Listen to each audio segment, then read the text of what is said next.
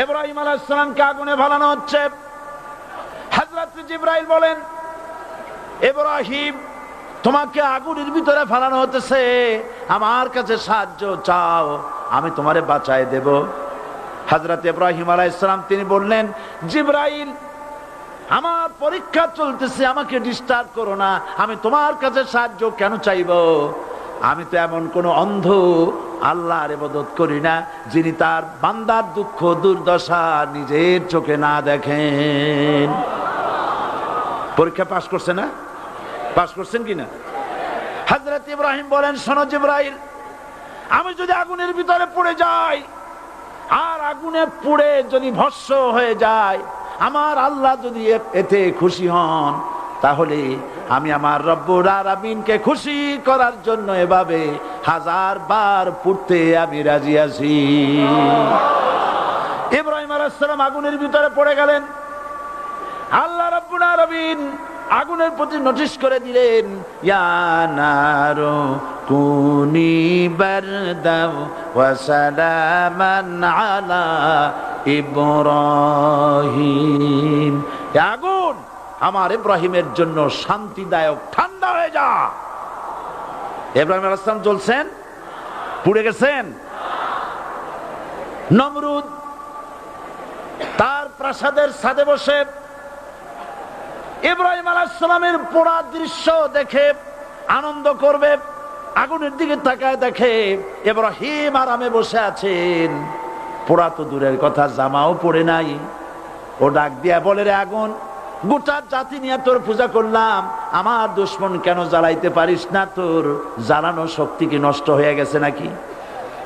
আগুনের ভিতর থেকে আওয়াজ বেরিয়ে এলো, নমরুদ, আমার ভিতরে দাহ্য শক্তি, জ্বালানো শক্তি আছে কি নাই যদি প্রমাণ করতে চাও, টেস্ট করতে চাও, তুই নিজে আয়, তোরে সুদ্ধা তাম দুনিয়া জ্বালাই দিতে পারি, ইব্রাহিমের এক গাছা পশম জ্বালাইতে পারি না।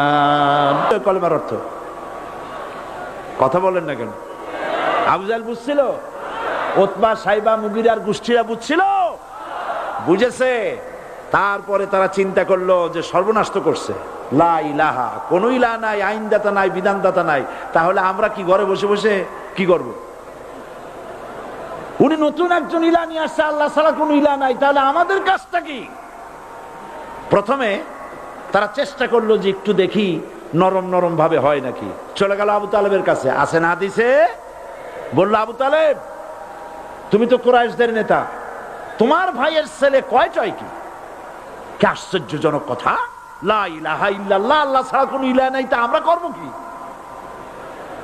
তোমার ভাতিজাকে বুঝাও লা ইলাহা ইল্লাল্লাহর দাওয়াত বন্ধ করে দিক, এর বিনিময়ে টাকা লাগে টাকা দেব, সোনা লাগে সোনা দেব, যত সুন্দরী মেয়ে চায় তাও দেব, নেতৃত্ব চায় তাও দেব, তবু যেন কালেমার দাওয়াত না দেয়। আসিনে কা হাদিসে আছে কিনা? নবীজি যখন বাড়ি ফিরলেন, চাচা আবু তালেব নিজের কলিজার টুকরা সন্তান হযরত জাফর আলীর চাইতে তিনি ভালোবাসতেন কলিজার মতো করে মুহাম্মদ সাল্লাল্লাহু আলাইহি সাল্লামকে। বলছে, বাবা এমন কথা কেন বলো যাতে লোকেরা খেপে যায়? এই কথাগুলি বলো না, ওরা আমার কাছে এই সব প্রস্তাব দিয়ে গিয়েছে। রাসূলুল্লাহ প্রস্তাব শুনে এগ্রি করলেন? জি। আমার নবী বলেন, ও আমার চাচা আবু তালেব, প্রস্তাবকারীদেরকে শুনিয়ে দিন। হুজুরের সাথে তখন অনেক লোকজন নাকি, অনেক অস্ত্রপাতি, কিচ্ছু নাই, আল্লাহর শক্তি ছাড়া কিছুই না। আমার নবী বলেন, ও আমার চাচা আবু তালেব, প্রস্তাবকারীদেরকে শুনিয়ে দেন, যেটা দেওয়া সম্ভব সেটা তো দূরের কথা, যেটা দেওয়া সম্ভব নয় তাও যদি তারা দিতে পারে আমারে, যেমন আকাশের সূর্যটা ধরে এনে ওরা যদি আমার ডান হাতে তুলে দেয়, আকাশের পূর্ণিমার চাঁদটা ধরে যদি বাম হাতে আমার তুলে দেয়, এর বিনিময়ে এক মুহূর্তের জন্য তাওহীদের দাওয়াত আমি বন্ধ করে দেব না। সুবহানাল্লাহ।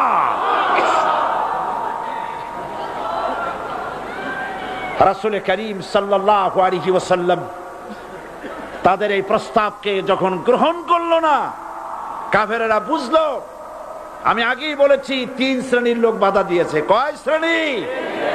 প্রথম শ্রেণী কি? রাষ্ট্র শক্তি, তাদের হাতে অস্ত্রপাতি তো খুব শক্তি। আর যারা একবার ক্ষমতায় যায় ওরা মনে করে এই ক্ষমতা থেকে আমাদেরকে কেউ নামাইতে পারবে না।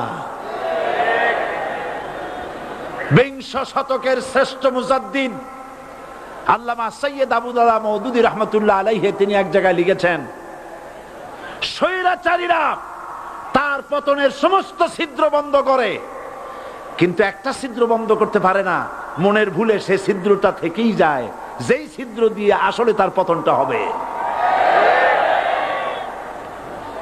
ক্ষমতায় গিয়ে মনে করে চিরকাল ক্ষমতায় থাকবো।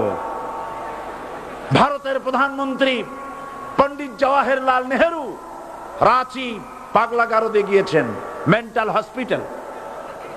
পাগলেরা নেহেরুকে দেখে আশ্চর্য হয়ে গেছে, এত সুন্দর মানুষ, মাথায় কিস্তি টুপি, গায়ে শেরওয়ানি, মুসলমানি ড্রেসই আলাদা, যদিও তিনি হিন্দু ছিলেন, পরেছেন মুসলমানি ড্রেস। শেরওয়ানি কাদের পোশাক? কাদের পোশাক? সাথে ছড়ি নিয়ে হাঁটা, স্টাইল করে, সুন্দর পাজামা, সুন্দর টুপি, সুন্দর সাজসজ্জা করে, মুসলমানদের ড্রেস। এই ড্রেস পরে তিনি গিয়েছেন, সবসময় যে ড্রেস তিনি পরতেন। পাগলেরা জিজ্ঞেস করছে, তুমি কে গো? উনি বলছেন, আমারে চেনো নাই? আমি ভারতের প্রধানমন্ত্রী পণ্ডিত জওয়াহরলাল নেহেরু। পাগলেরা বলছে, ও সেই কথা। আমরাও যখন এই হসপিটালে আসছিলাম এই তোমার মতো লম্বা লম্বা কথা আমরাও বলছি, থাকো আমাদের সাথে কিছুদিন, তোমার মাথাও ঠান্ডা হয়ে যাবে। ক্ষমতায় যারা থাকে, ক্ষমতার মোহে চতুর্দিকে অন্ধকার দেখে, মনে করে আমার পতন আর হবে না। কিন্তু তোমাকে বুঝিবে যে গোকুলে বাড়ি শেষে। গাড়ির চাকা সব সময় উপরে থাকে না, গাড়ির চাকা সব সময় উপরে থাকলে গাড়ি তো চলবেই না, গাড়ির চাকা ঘোরে বলেই তো গাড়ি চলে। সুতরাং এই উপরে তোমার চাকা উপরে এখন আছে বলে, তোমার দলের চাকা উপরে আছে বলে যারা মানুষের উপরে জুলুম করছো, আলেমদেরকে ধরতেছো, মুসল্লিদেরকে ধরে ধরে জেলে ঢুকাচ্ছ, সময় আসবে এমন ইন্দুরের গর্ত অপমানা পালাবার জন্য।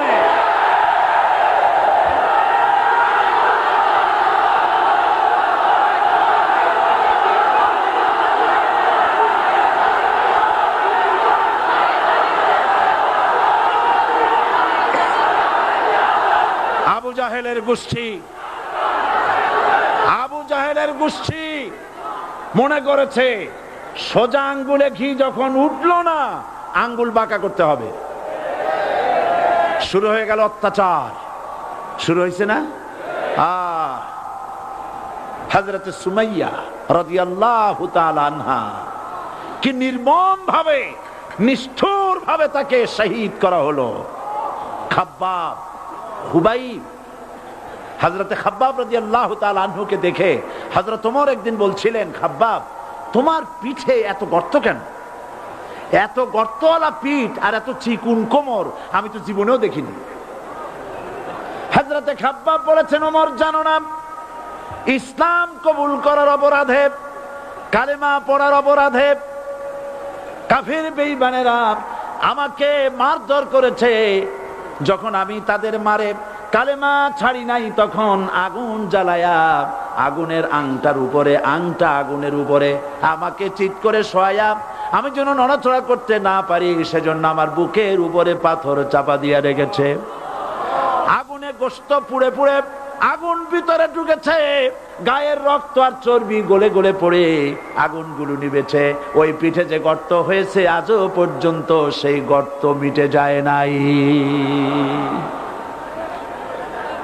হযরত খাব্বাব রাদিয়াল্লাহু তাআলা আনহু বলছেন, বুখারী শরীফে হাদিসে ভাবে এসেছে, ওয়ান খাব্বাব বিন আরিত রাদিয়াল্লাহু তাআলা আনহু আন্নাহু ক্বাল শাকাউনা ইলা রাসূলিল্লাহ সাল্লাল্লাহু আলাইহি ওয়াসাল্লাম ওয়া হুয়া মুতাওয়াসসাদুন বুরদাতুন লাহু ফি জিল্লিল কাবা। আমি গেলাম রাসূলুল্লাহর কাছে, যে দেখি হুজুর বাইতুল্লাহ শরীফের ছায়ায় আরাম ফরমাচ্ছেন। আমি কাছে গিয়ে বললাম, আলা তাস্তানসিরু লানা আলা তাদউ লানা ইয়া রাসূলুল্লাহ, হে রাসূল আপনি কি আমাদের জন্য দোয়া করবেন না? আপনি কি আমাদের জন্য আল্লাহর কাছে সাহায্য প্রার্থনা করবেন না? মার খেয়ে খেয়ে তো শেষ হয়ে গেলাম। শুনতেছেন আপনারা?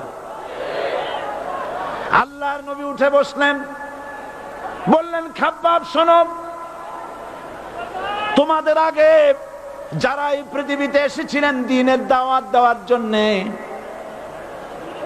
সমকালীন রাষ্ট্র শক্তি তাদেরকে ধরতো, ফায়ুখাজুর রাজুলু ফায়ুহফারু লাহু ফিল আরদ, তার জন্য তারে ধরে নিয়ে মাটির মধ্যে গর্ত করত, ফায়ুজআলু ফিহা, এরপরে সেই গর্তের ভিতরে তাকে কোমর পর্যন্ত গেড়ে দিত।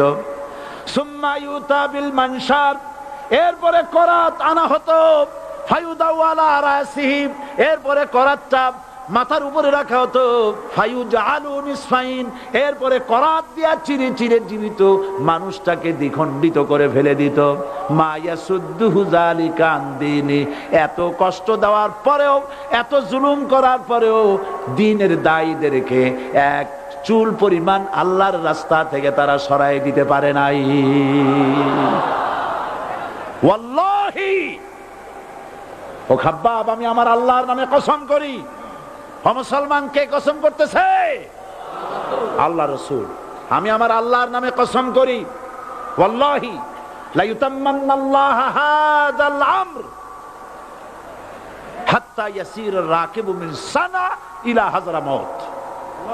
সেদিন বেশি দূরে নয়, ইয়েমেনের রাজধানী সানা থেকে শুরু করে সৌদি আরবের হাযরামাউত পর্যন্ত হাজার হাজার মাইল, এই দীর্ঘ পথে যুবতী নারী তার সৌন্দর্যের পশ্চা নিয়া, আর ধনাঢ্য ব্যক্তিরা সওদাগরেরা তাদের টাকা পয়সা নিয়া একাকে নিয়ে অথবা দলবদ্ধ ভাবে মানুষেরা যাতায়াত করবে। লা ইয়াখাফু ইল্লাল্লাহ, মানুষের মনের মধ্যে কোনো ভয় থাকবে না। এমন একটা সময় আসবে, ওয়ালাকিন্নাকুম তাস্তাজিলুন, অথচ তোমরা বড্ড তাড়াহুড়ো করছো। তাড়াহুড়ো করো না, অপেক্ষা করো, ধৈর্য ধরো, মার খাও, জেলে যাও, শহীদ হও, আল্লাহর রাজ কায়েম হবেই হবে।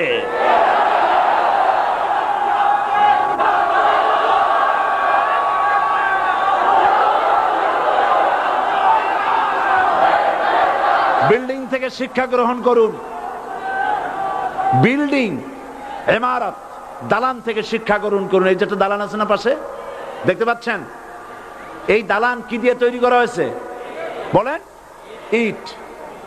সমস্ত ইটেরা যদি ধর্মঘট করত, আমরা কেউ মাটির তলায় যাব না, কেউ আমরা আগুনে পুড়ে ঝামা হব না, পিক হব না, কেউ আমরা টুকরা টুকরা হব না, সবাই থাকবো উপরে উপরে, তাহলে কি দালান হইতো নাকি? এই বিল্ডিং নির্মাণ করতে গিয়া ইটের যে স্যাক্রিফাইস, হাজার হাজার ইটকে পিক হতে হয়েছে, পুড়ে যেতে হয়েছে, খোয়া হতে হয়েছে, ভেঙে টুকরা টুকরা হয়ে 50 ফিট মাটির নিচে যেতে হয়েছে, তারপরে ইমারত গঠন হয়েছে, সুন্দর দালান তৈরি হয়েছে। যারা ইসলামী শাসন চান, আল্লাহর দ্বীনকে বিজয়ী দেখতে চান, তাদেরকে অসংখ্য মানুষকে পোড়া ইটের মতো জেলখানায় পুড়ে পুড়ে মরতে হবে, অসংখ্য মানুষকে ফাঁসির কাস্টে ঝুলতে হবে, গায়ের রক্ত দিতে হবে, শহীদ হতে হবে, তারপরে ইসলামের ইমারতটা কায়েম হয়ে যাবে। শায়ের, কবি কি সুন্দর করে বলছেন, কবি সুন্দর করে বলছেন, ये शहादत गाहे उल्फत में कदम रखना, ये शहादत गाहे उल्फत में कदम रखना, लोग समझते हैं आसा है मुसलमान होना। মানুষেরা মনে করে মুসলমান হওয়া খুব সহজ জিনিস।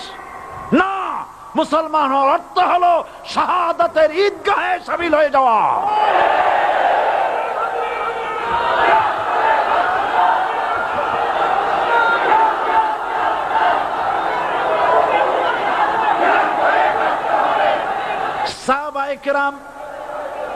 সাহাবায়ে কেরাম মার খেলেন, এবার স্বয়ং আল্লাহর নবীর গায়ে হাত তুলল।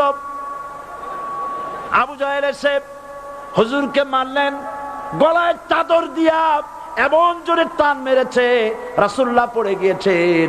হাদিসে এসেছে হুজুরের চোখ মোবারক ঠিকরে পড়ে যেতেছে, চেহারা মোবারক লাল হয়ে গিয়েছে, জমিনের উপর আছাড় মেরে ফেলেছে। রাসূলের এই অবস্থা দেখে হযরতে হামজা তখনও কাফের ছিলেন, শিকার থেকে এসে তিনি এই দৃশ্য দেখলেন, দাসীর মুখে শুনলেন, ছুটে চলে গেলেন আবু জাহেলের বাড়িতে। যায় বলে, আবু জাহেল রে, তুই মুহাম্মদ সাল্লাল্লাহু আলাইহি ওয়াসাল্লাম মেরেছিস, বল কেন মারলি? এমন ভালো মানুষ তো জীবনেও চোখে দেখি নাই, যিনি কোনো মিথ্যা কথা বলেন না, ভালো ভালো কথা বলেন, এক আল্লাহর গোলামি করার জন্য বলেন। এই সব ভালো কথা বলার জন্যই তুই তারে মারলি নাকি? আরে আবু জাহেল, তুই কি মনে করেছিস মুহাম্মদ সাল্লাল্লাহু আলাইহি ওয়াসাল্লাম তার পিতা আব্দুল্লাহ মারা গেছে বলে মুহাম্মদ সাল্লাল্লাহু আলাইহি ওয়াসাল্লাম এতিম হয়ে গেছে মনে করেছিস নাকি? জেনে রাখ, মুহাম্মদ সাল্লাল্লাহু আলাইহি ওয়াসাল্লামের পিতা আব্দুল্লাহ মারা গেছে, কিন্তু চাচা হামজা তো মরে যায় নাই।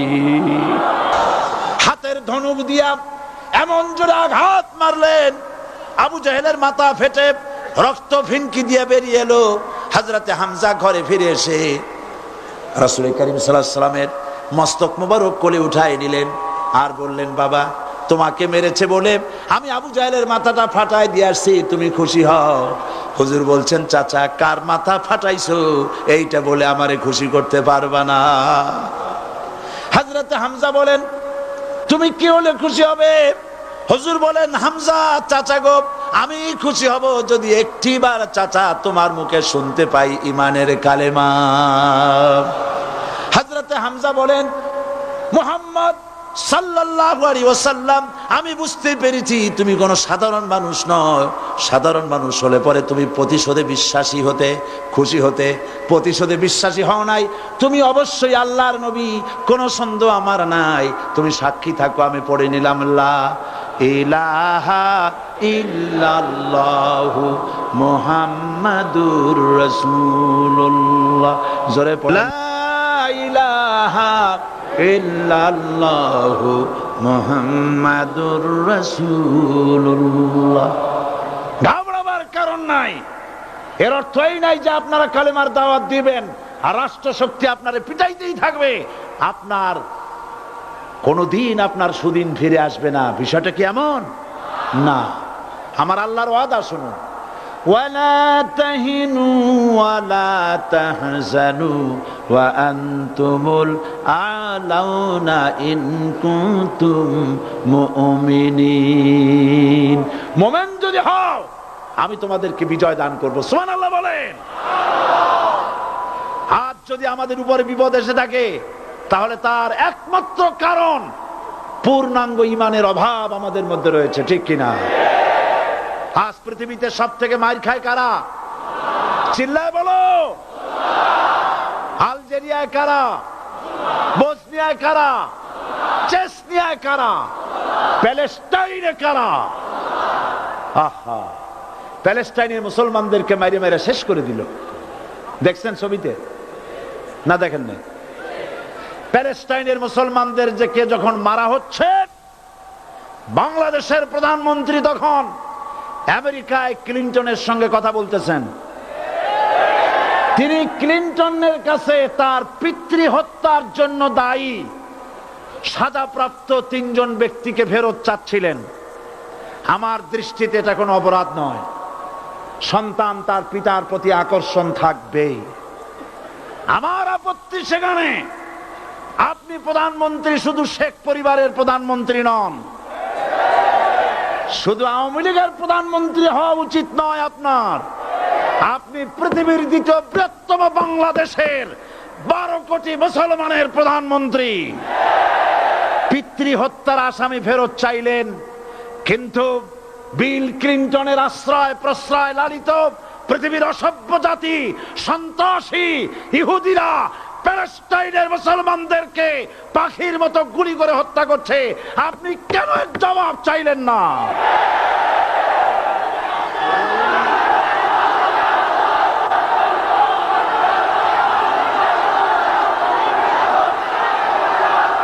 জবাব জবাব আপনি চাইতে পারবেন না, কারণ মুনাফিকদের সাহস হয় না, সাহস হয় মুমিন ব্যক্তির। বিল ক্লিনটনকে বলা দরকার ছিল, এই ইসরায়েলকে তোমরাই বসিয়েছো, মধ্যপ্রাচ্যের বিষ ফোড়ায় পরিণত করেছো তোমরা। তবে হ্যাঁ, যুরিবাত আলাইহিমুয যিল্লাতু ওয়াল মাসকানা ওয়া বাউ বিগাদাবিন মিনাল্লাহ। আল্লাহর গজব আসবে, ইহুদিরা পৃথিবী থেকে নিশ্চিহ্ন হবেই হবে ইনশাআল্লাহ। দেখেছেন তাকায়া প্যালেস্টাইনে ইসরায়েলিরা হেলিকপ্টার, গানশিপ, কামান, বোমা নিক্ষেপ করছে, আর প্যালেস্টাইনের শিশু, কিশোর, যুবকেরা ইহুদিদের নিক্ষিপ্ত বোমা আর কামানের মোকাবেলা করতেছে পাথর দিয়ে। আমি আমার অন্তরের অন্তঃস্থল থেকে ধন্যবাদ জানাই, মোবারকবাদ জানাই খালিদ বিন ওলীদের উত্তরসূরি, খাব্বাব খোবাইবের উত্তরসূরি প্যালেস্টাইনের ওই সব যুবকদেরকে যারা কাফের বেঈমান ইহুদিদের মোকাবেলা করতেছে ইট আর পাথর দিয়ে। আর আমি আমার অন্তরের অন্তঃস্থলের সমস্ত ঘৃণা দিয়ে আমি ধিক্কার জানাই পৃথিবীর মুসলিম শাসকদেরকে, যারা মুসলমানদের মার দেখে চুপ করে যারা বসে আছে।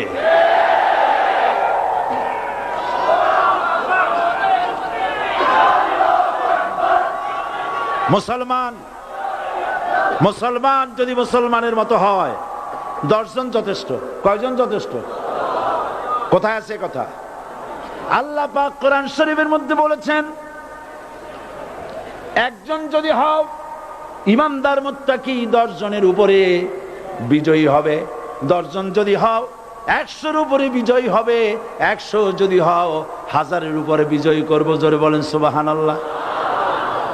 কবি বলতেছেন, ফিজায়ে বদরে পয়দা কুন ফেরেশতে তেরি নুসরত কো উতার সকতে গর্দু সে কতর অন্দর কতর আবি। বদরের মুসলমানদের মতো ঈমান আনো, তাহলে আকাশ থেকে কাতারে কাতারে ফেরেশতা নাজিল করে দিয়ে আল্লাহ পাক তোমাদেরকে সাহায্য করবেন। সুবহানাল্লাহ। সে আল্লাহ আছে না নাই? জোরে বলেন, আছে না নাই?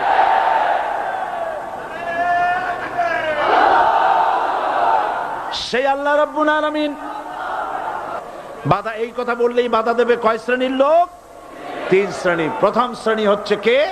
রাষ্ট্রশক্তি। আজও তারা বাধা দিচ্ছে। আল্লাহর আইন দিয়ে দেশ চালাও, তারা তাদের মন মর্জি মোতাবেক আইন দিয়ে দেশ চালাবে। আল্লাহ পাক বলছেন, আলা আলাহুল খালকু ওয়াল আমরু। সৃষ্টি যার, আইন চলবে তার। কারো বাবার আইন চলতে পারে না, নিজেদের তৈরি করা আইন চলবে না। ইনিল হুকমু ইল্লা লিল্লাহ। একমাত্র আইন চলবে কার? এই আইন রাসূল করিম সাল্লাল্লাহু আলাইহি ওয়াসাল্লাম মদিনায় কোরআন দিয়ে প্রতিষ্ঠিত করেছিলেন। আল্লাহর বিধান, আল্লাহর সার্বভৌমত্ব কায়েম করেছিলেন। কোরআন সংবিধান হলো, চুরি বন্ধ হলো, ডাকাতি বন্ধ হলো, জেনা বন্ধ হলো, হত্যা বন্ধ হলো, ধর্ষণ বন্ধ হলো, সব কিছু বন্ধ হয়ে গিয়ে মুসলমানেরা শান্তি লাভ করলো, পৃথিবীর মানুষ শান্তি লাভ করলো। সুবহানাল্লাহ বিহামদিহি। আজ মুসলমানেরা শত্রু চেনে না, বন্ধু চেনে না। বন্ধুকে বানায়েছে শত্রু, শত্রুকে বানায়েছে বন্ধু। কে বন্ধু কে শত্রু চিনাই দিবেন কে? আল্লাহ। বলেন কে দিবেন? আল্লাহ রাব্বুল আলামিন কোরআনে কারীমের মধ্যে পরিষ্কার করে বলেছেন, লাতাজিদান্না আশাদ্দান নাসি আদাওয়াতান লিল্লাযীনা আমানুল ইয়াহুদা ওয়াল্লাযীনা আশরাকু। আল্লাহ পাক বলছেন, হে রাসূল, মানুষের ভিতরে 2টা শ্রেণী মুমিনদের জন্য সবথেকে জঘন্য দুশমন। কয়টা শ্রেণী? 2টা। একটা হলো ইহুদ, আর একটা হলো মুশরিক। একটা হলো ইহুদি, আর একটা হলো মুশরিক। এটা হলো তোমাদের দুশমন। আর আজ আমাদের দেশে, পৃথিবীর বিভিন্ন দেশে মুসলমানেরা মুশরিকদের সঙ্গে সম্প্রীতি বাড়াচ্ছে, মুসলমানদের সাথে শত্রুতা বাড়াচ্ছে। আজ আমার দেশে পূজা পার্বণে বাধা নাই। পূজা পার্বণে বাধা আছে? পূজা পার্বণে বাধা নাই। বাধা কোথায়? কোরআন শরীফের তাফসীর মাহফিলে। কোরআনের তাফসীরের মাহফিলে বাধা দেওয়া হচ্ছে, গান বাজনায় 144 ধারা নাই, কিন্তু কোরআন শরীফের মাহফিলে 144 ধারা দেওয়া হচ্ছে। যারা দিচ্ছে তারা আবার ওমরাও করে, হজও করে। ওরা আমাদের বলে আমরা নাকি ধর্মের নামে রাজনীতি করি, বলে না? আমরা নাকি ধর্মের নামে রাজনীতি করি। আমি বলি ধর্মের নামে আমরা রাজনীতি করি না, আমরা ধর্মীয় রাজনীতি করি। কথাটা বুঝে আসছে কিনা? ধর্মের নামে রাজনীতি তো সেই ব্যক্তি করে 1996 সনের নির্বাচনের আগে যিনি মাথায় পট্টি বেঁধেছিলেন, যিনি শপথ গ্রহণের সময় হাতে তসবিহ পড়েছিলেন, ধর্মের নামে রাজনীতি তিনি করেছেন। আজ অনেকগুলি ডিগ্রি পেয়েছেন তিনি, অনেকগুলি ডিগ্রি পেয়েছেন। কয়টা? মুখস্থ হয়ে গেছে আপনাদের। শকুনেরা, শকুন যদি গরুর গোশত কিনে খাওয়া লাগতো, 80 টাকা কেজি দরে শকুনে এত গোশত কিনা খাইতে পারতো না। লেখাপড়া করে যদি ডিগ্রি নেওয়া লাগতো, এত ডিগ্রি কপালে জুটতো না। পয়সা দিয়া ম্যানেজ করা ডিগ্রি, কিন্তু 9টা নিলে কি হবে? আসল ডিগ্রিটা এখনো বাকি আছে। আসল ডিগ্রি কোনটা? নির্বাচনের আগে পট্টি বেঁধে তসবিহ নিয়ে গোটা জাতিকে যে সফলভাবে প্রতারণা করতে আপনি পেরেছিলেন, মহা প্রতারক হিসেবে সেই ডিগ্রি আগামী নির্বাচনের মোক্ষম সময় জনগণ আপনার গলায় পরায় দেবে।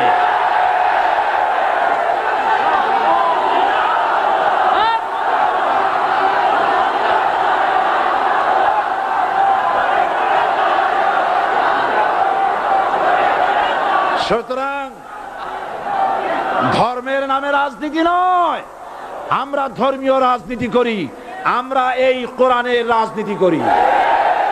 এই কোরআন নিয়ে বাঁচতে চাই, এই কোরআন নিয়ে মরতে চাই, এই কোরআন থেকে আমাদেরকে বিচ্ছিন্ন করতে চায় কাফের, বেঈমান, মুশরিকেরা।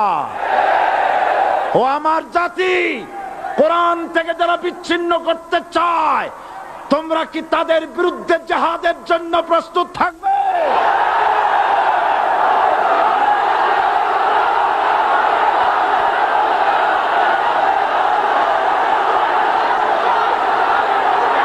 বসেন, বসেন, বসেন, বসেন, বসেন। আমি বুঝতে পেরেছি বিষয়টা কি। আসরের পরের থেকে বসা তো, সুযোগ পাইয়া খাড়া হইয়া কোমর সোজা করলেন। বসেন, সবাই বসেন, কোমর সোজা হয়ে গেছে, বসেন।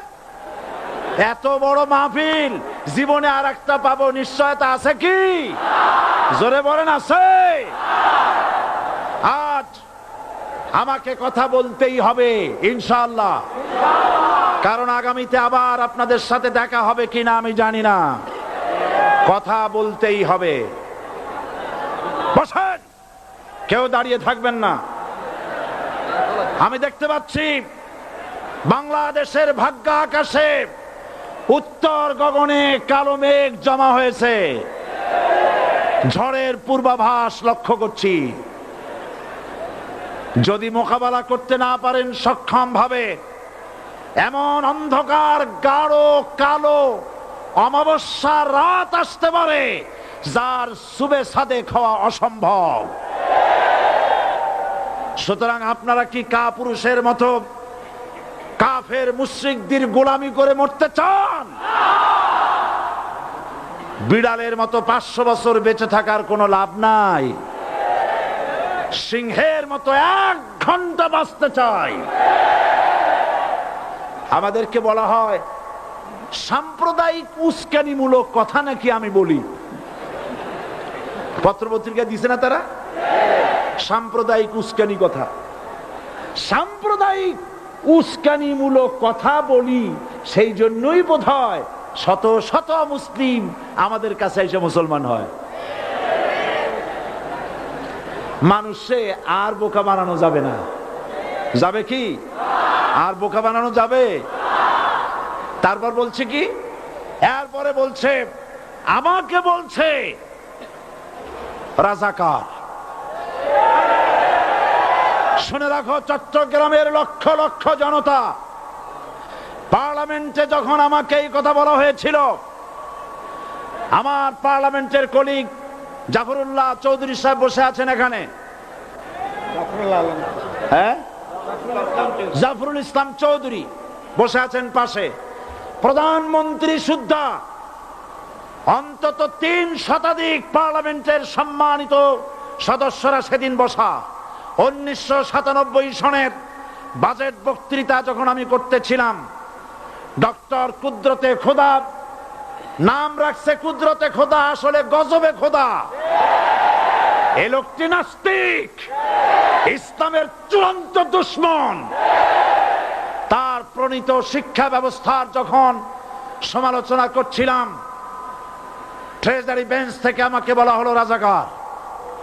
আমি আমার সমস্ত শক্তি একত্রিত করে বলেছিলাম, শুধুমাত্র হিন্দুস্তানের রাজাকারেরাই আমাকে রাজাকার বলতে পারে। আমি বলেছিলাম 1973 সন পর্যন্ত আমি বাংলাদেশের কোন রাজনৈতিক দলের নেতা এবং কর্মী ছিলাম না। আমি রাজাকার নই। আমাকে রাজাকার বলে যদি তাকেও প্রমাণ করতে না পারে, 10 কোটি টাকার মানহানি মামলা দায়ের করব। আমার এই বক্তব্য সারা দুনিয়া শুনেছে। পার্লামেন্টে আমার এই বক্তব্য রেকর্ড হয়ে আছে। সেদিন 3 শতাধিক পার্লামেন্ট মেম্বারের কেউ আমার চ্যালেঞ্জ গ্রহণ করেন নাই।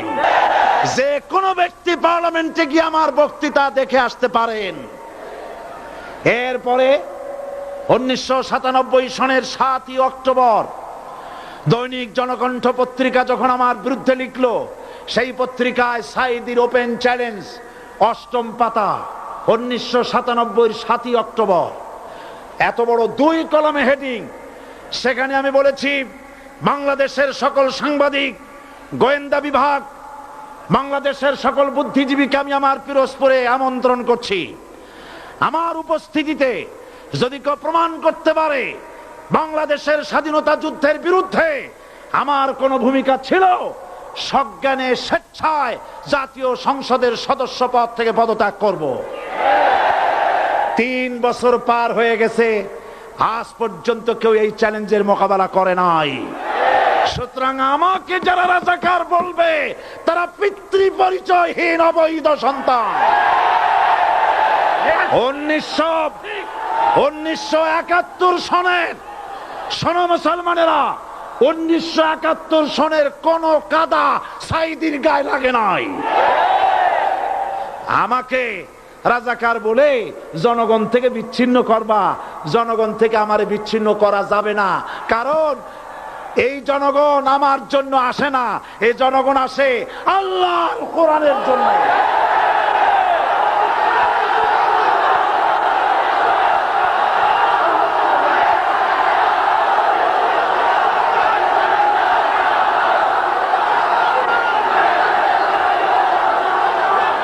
আজকে আর যারা ইসলামের কথা বলে, তারাই রাজাকার, তারাই মৌলবাদী। মৌলবাদী বললে আমরা অসন্তুষ্ট হই না, কারণ মৌলবাদী শব্দটা আসছে মূল থেকে। মৌল শব্দ এসেছে মূল থেকে। মূলবাদী তার মানে যারা মূলে আছে। মূল হলো কোরআন, মূল হলো হাদিস, মূল হলেন আল্লাহ, মূল হলেন আল্লাহ রসুল। আমরা আছি মূলে। এখন বলেন তো, মূলের শক্তি বেশি না আগার শক্তি বেশি? আমাদের যারা মৌলবাদী বলে ওরা হলো আগাবাদী। মূলে আছে কত কোটি? 12 কোটি। মূলে আছে কত কোটি? আর আমাদের যারা মৌলবাদী বলে, ওই থাকো গাছের আগায়, আমরা মূলে। লাভালাভি বেশি করবা না, 12 কোটিতে গাছের গোড়া আসতে নানা দেবে, মামু বাড়ি দিল্লি গিয়ে পড়বা, বাংলার জমিনে জায়গা হবে না। এ কথা বিশ্বাস করো। বাংলাদেশের মুসলমানদের শরীরে 1 বিন্দু রক্ত থাকতে শয়তানের তৈরি করা ধর্ম নিরপেক্ষ মতবাদ বাংলার জমিনে কায়েম হতে দেওয়া হবে না, হবে না।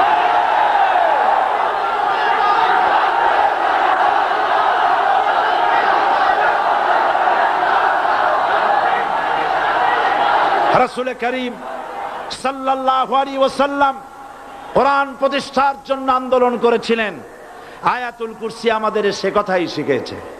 আর তিনি যিনি ছাড়া কোনো ইলাহ নাই, আইনদাতা নাই, বিধানদাতা নাই। আমরা মানুষের তৈরি করা আইন মানি না। 12 কোটি মুসলমানের দেশে আইন তৈরি করবে মানুষ, আমরা মানব না।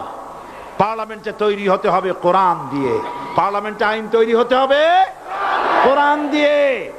সুতরাং ভয় যতই পান আর যতই ষড়যন্ত্র করেন, 4 দল যখন একত্রিত হয়েছে, ঐক্যবদ্ধ থাকবে, সরকার ঐক্যবদ্ধভাবে গঠন হবে, নির্বাচন ঐক্যবদ্ধভাবে হবে এবং কোরআন হবে, আল কোরআনের পার্লামেন্ট হবে বাংলাদেশে।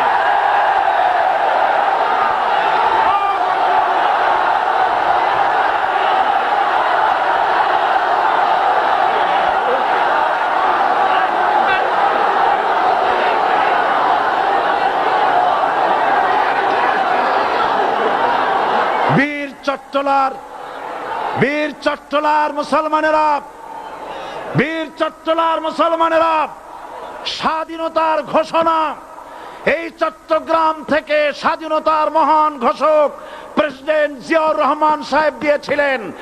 এই চট্টগ্রাম থেকেই ইসলামী রাষ্ট্রের ঘোষণা হবে।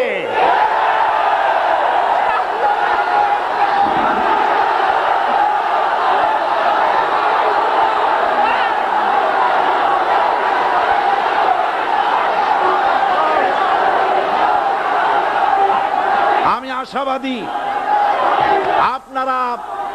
আপনারা অবশ্যই তা পারবেন। আমি 100% বিশ্বাস করি ইনশাআল্লাহ।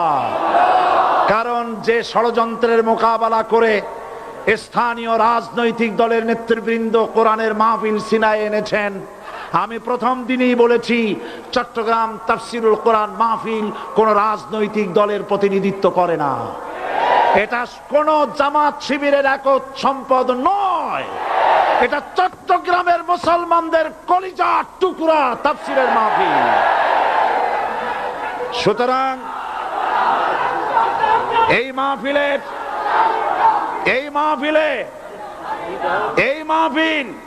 চট্টগ্রামে থাকবে ইনশাআল্লাহ কিয়ামত পর্যন্ত।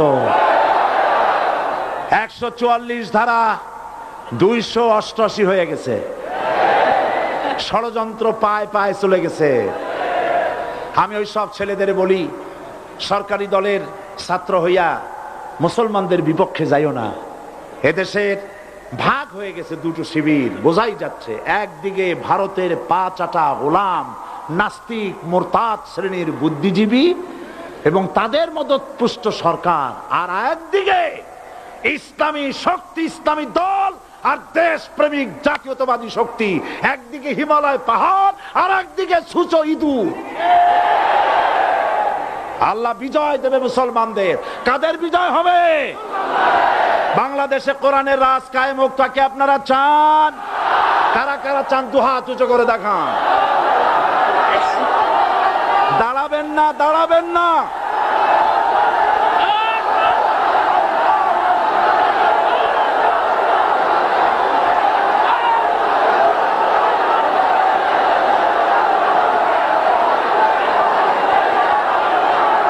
বসুন, বসুন, আবার বসেন, বসুন।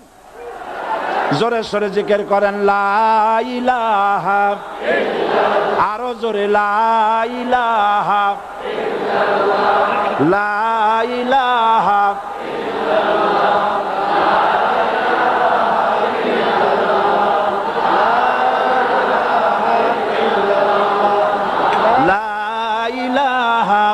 ইল্লাল্লাহ, লা ইলাহা ইল্লাল্লাহ, লা ইলাহা ইল্লাল্লাহ মুহাম্মাদুর রাসূলুল্লাহ। যারা যেখানে দাঁড়িয়েছেন বসুন। 3 শ্রেণীর লোকেরা আল্লাহর কালেমায় বাধা দিয়েছে। কয় শ্রেণী?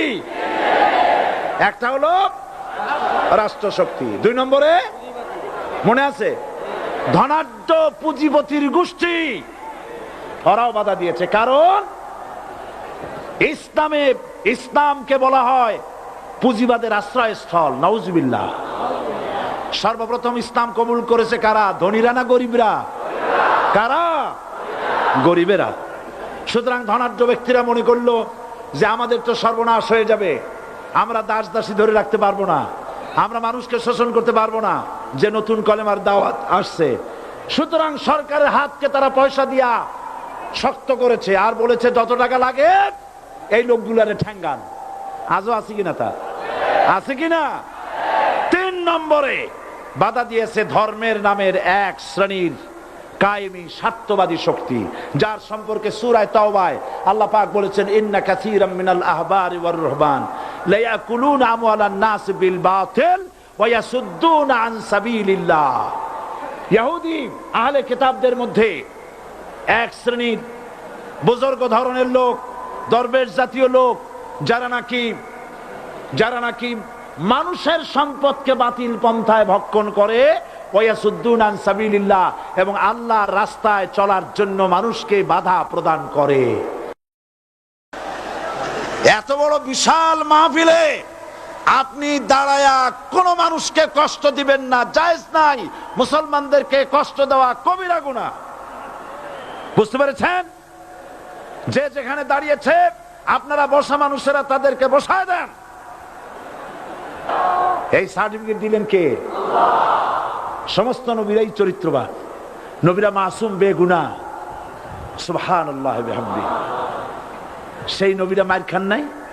খেয়েছেন কিনা বলেন? কারা মেরেছে? এবার কলেমা বোঝেন, কালেমা বুঝুন।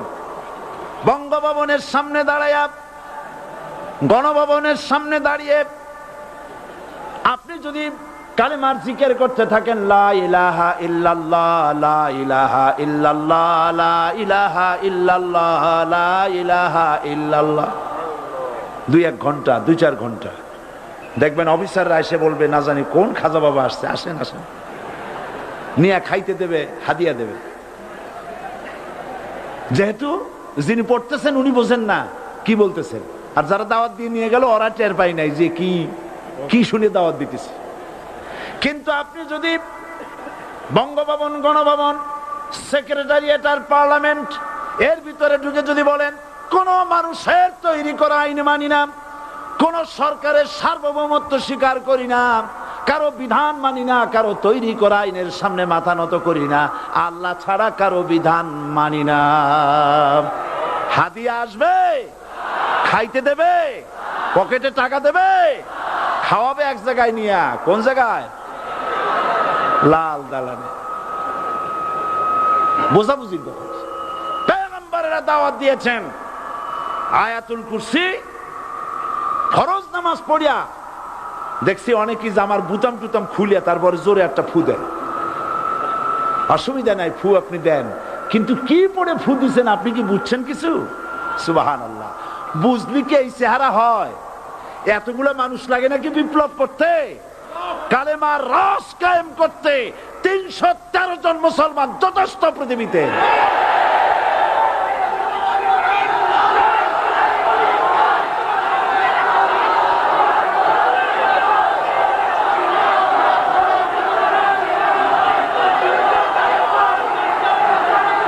আল্লাহ পাক কোরআনে কারীমের মধ্যে আল্লাহ পাক বলেছেন এমন একজন নবী পাঠাই নাই, ইয়া হাসরাতান আলাল ইবাদ, বান্দার উপরে আফসোস। আহারে, কে বলতেছেন? আমার আল্লাহ। বলেন আমার আল্লাহ। তিনি আফসোস করছেন। আফসোস, একজন পয়গম্বর এমন পাঠাইলাম না, একজন রাসূল পাঠাইলাম না যার সাথে এরা ঠাট্টা করে নাই, বিদ্রুপ করে নাই, পাগল বলে নাই, মারে নাই। আহা, অপরাধ কি? আল্লাহর সার্বভৌমত্ব প্রতিষ্ঠার অপরাধ। হযরত ইব্রাহিম আলাইহিস সালাম তিনি যখন এই কালেমার দাওয়াত দিয়েছেন নমরুদের বিরুদ্ধে, নমরুদ বলেছে মান আসাদ্দু মিন্না কুওয়া, আমার চাইতে শক্তিশালী আর কে আছে? আনা রব্বুকুমুল আলা, আমি তোমাদের বড় প্রভু। নাউজুবিল্লাহ। কই থেকে একটা তুমি বলছো লা ইলাহা ইল্লাল্লাহ, আমি তুইলা। হযরত ইব্রাহিম আলাইহিস সালামকে কালেমার দাওয়াত পেশ করার অপরাধে অগ্নিকুণ্ডের ভিতরে ফালাবার ব্যবস্থা হয়ে গেছে।